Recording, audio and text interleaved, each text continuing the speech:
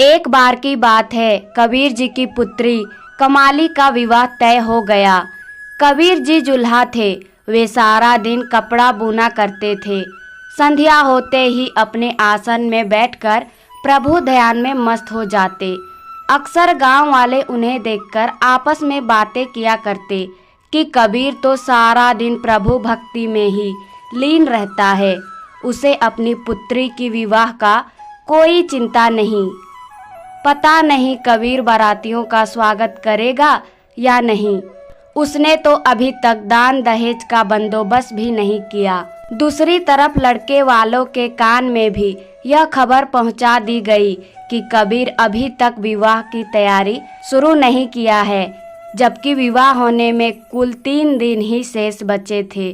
कबीर जी की माता को जब पता चला कि लोग तरह तरह की बातें बना रहे हैं, वह रोते रोते कबीर के पास आई और बोली, बेटा तुम सारा दिन राम नाम ही करते रहते हो। इतना अगर तुम अपने काम में समय देते तो कम से कम तुम्हारी बेटी का विवाह संपन्न तो हो जाता।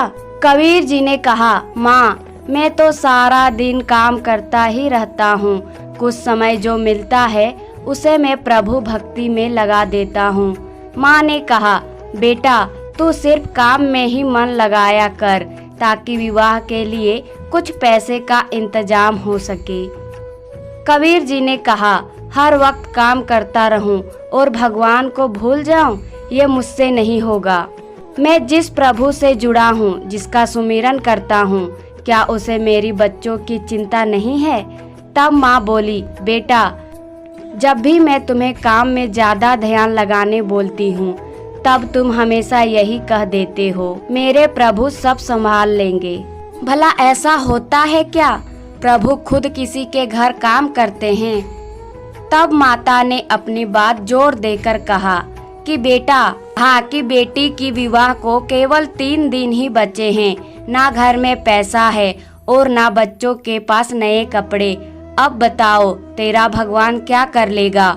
उसी समय माता घर के अंदर से एक खद्दर का थान ले आई और बोली, मैंने ये तुमसे छुपा कर रखा था, नहीं तो तुम ये किसी साधु संत को दान में दे देते, इसीलिए अब तुम ये बाजार में जाकर बेच आओ।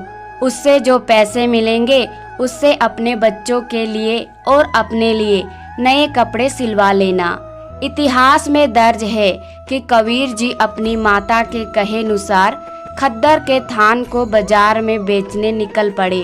अभी वे कुछ रास्ते ही गए थे कि उन्हें एक साधु मिला। कबीर जी से कबीर जी के घर का पता पूछने लगा। तब कबीर जी ने कहा, क्या काम है? तब साधु ने कहा, मुझे कपड़ा चाहिए। सुना है कबीर बड़ा रहम दिल वाला दानी है, मैं उसके घर से कुछ कपड़ा ले आऊंगा। कबीर जी ने सोचा, यदि ये मेरे घर गया और मेरी माता कुछ अपशब्द न बोल दे, तो उन्होंने अपना थान काटकर ही कुछ कपड़ा साधु को दे दिया। तब वे साधु बोला, इतने से कपड़े में मेरा क्या होगा? मुझे तो तुम कबीर जी का घर बता दो, मुझे ज्यादा कपड़ा चाहिए। तब कबीर जी ने पूछा, आपको कितना कपड़ा चाहिए? तब वह साधु ने कहा, पूरा थान ही काफी होगा। कबीर जी ने एक पल भी नहीं सोचा और साधु जी को सारा का सारा थान दे दिया। उन्होंने सारा थान तो दे दिया, परंतु वह सोचने लगे कि अब मैं माता जी को क्या जवाब दूंगा, मेरे पास तो एक भी पैसा नहीं है। तब कबीर जी ने विचार बनाया कि वे घर नहीं जाएंगे। इस प्रकार कबीर जी गंगा के किनारे राम नाम में लीन होकर प्रभु विनती करने लगे, हे प्रभु, मैंने सारी जिंदगी तेरे पर भरोसा रखने की बातें प्रभु से कही है कि जो भी प्रभु पर भरोसा रखता है प्रभु उसके सारे काम करते हैं।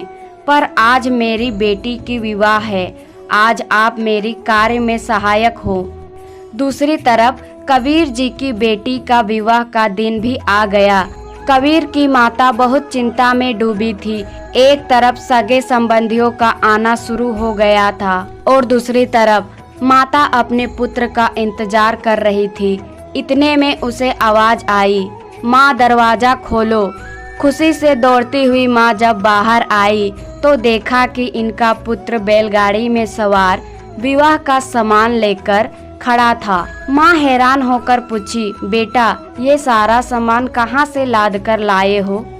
कबीर जी ने कहा, माँ तुमने जो खद्दर दिया था मैंने उसे एक रईस व्यक्ति को बहुत ऊंचे दाम में बेच दिया और उन पैसों से अपने और अपने बच्चों के लिए बहुत बढ़िया कपड़े खरीद लाया।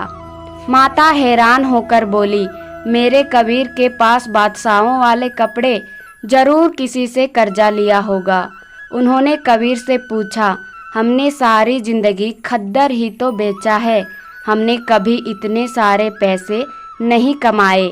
सिर्फ एक खद्दर की थान बेचने से तुम्हें इतने सारे पैसे कैसे मिल गए? इस पर कबीर जी बोले, माँ तू शक ना कर, तूने जो प्यार से खद्दर बुना था वह बहुत महंगे दाम पर बिका है, यकीन कर। इतना कहकर कबीर जी ने सारा सामान अपने घर पर रख दिया। कहते हैं कुछ समय बाद जैसे ही बारात आई, बड़े ही शाही ढंग से उनका स्वागत किया गया। उन्हें किसी वस्तु की कमी भी नहीं होने दी। पूरा गांव विवाह के अवसर पर उनके घर पहुंच गए।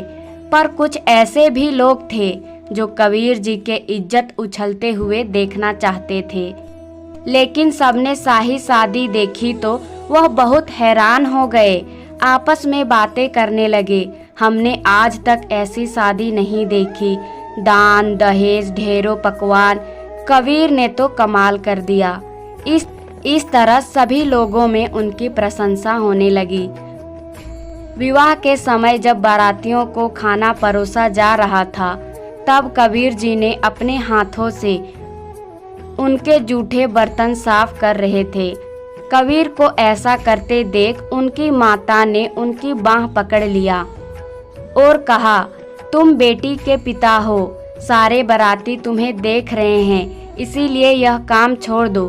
कबीर ने कहा, माँ मेरा मन चाहता है कि आज मैं कुछ सेवा करूं।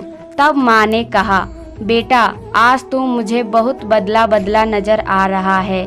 और शाम होने पर कबीर जी ने अपने पुत्री की विदाई भी की। इस प्रकार सारे काम हो जाने के बाद वे अपने आसन पर जा बैठे। कहते हैं तब माँ ने आकर पूछा, बेटा तुमने इतना सारा खर्चा आखिर तुमने कैसे किया?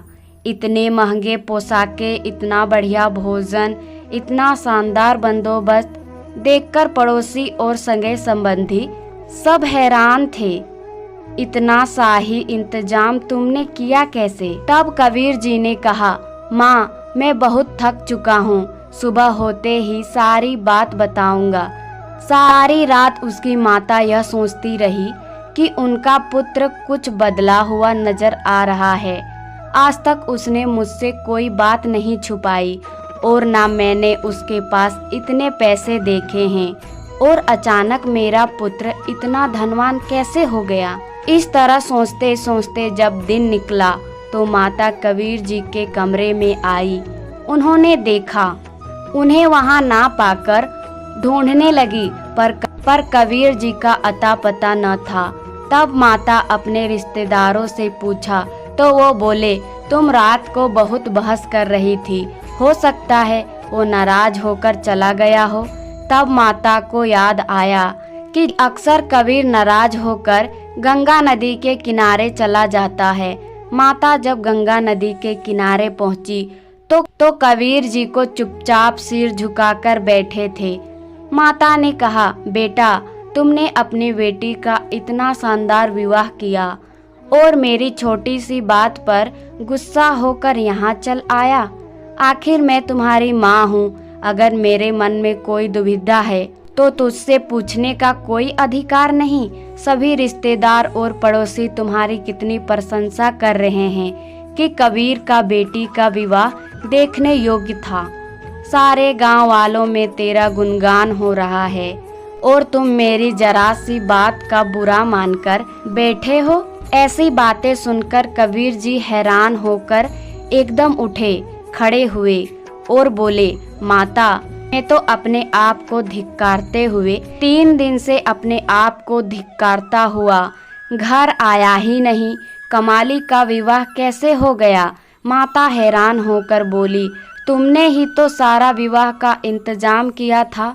माता हैरान होकर बोली, पुत्र, तुमने तो सारा विवाह अपने उपस्थिति में ही किया है।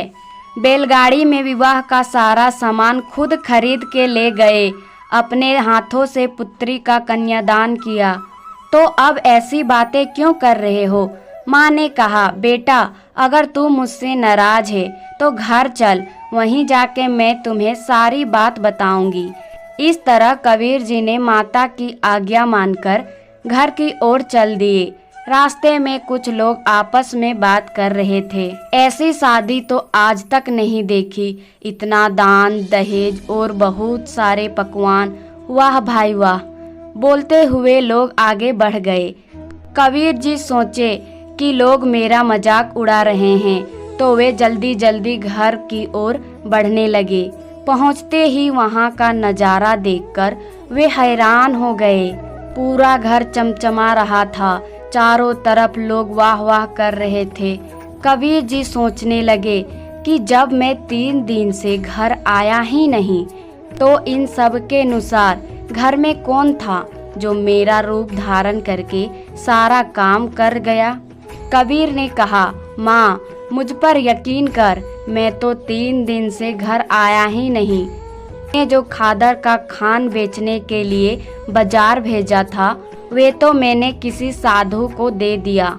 मेरी जेब में एक भी पैसा न था, तो मैं किस मुंह से घर आता? बेटी के घर वाले मुझ पर सवाल करते कि बेटी का फर्ज भी न निभा सका। याद कर, पूछ, जब तू बारातियों के जूठे बर्तन उठा रहा था, तब मैंने तेरा बाँह पकड़ा था। क्या तुझे ये भी याद नहीं? इतना सुनकर कबीर जी की आंखें आंसुओं से भर गई। उन्हें सारी बात समझ में आ गई थी कि मेरी जगह मेरा रूप धारण करके खुद परमात्मा घर आए थे।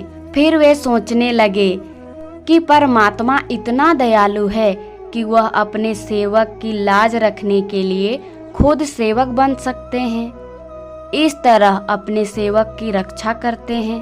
कहते हैं तब माता ने पूछा, बेटा, अगर वो तू नहीं था तो कौन था जो तेरे रूप में सारा काम संवार गया? माँ, अक्सर तू मुझसे गुस्सा होकर पूछा करती थी कि इतनी भक्ति करके क्या मिलेगा? क्या प्रभु भी किसी के काम खुद करने आते हैं? जिस प्रभु ने मुझे अपने भक्ति में लगाया है, वही प्रभु मेरा रूप धारण करके हमारे घर का काम कर गया। इतने वचन सुनकर माता ने कहा, तू सही कहता है, खुद प्रभु ने हमारी लाज रखी है। यह कहकर माता की आंखें आंसुओं से भर गई। यह साखी से यह पता चलता है कि जो इंसान निस्वार्थ भाव से भक्ति करता है, तो ऐसे भक्तों को प्रभु कभी मुसीबत में नहीं फंसने देते।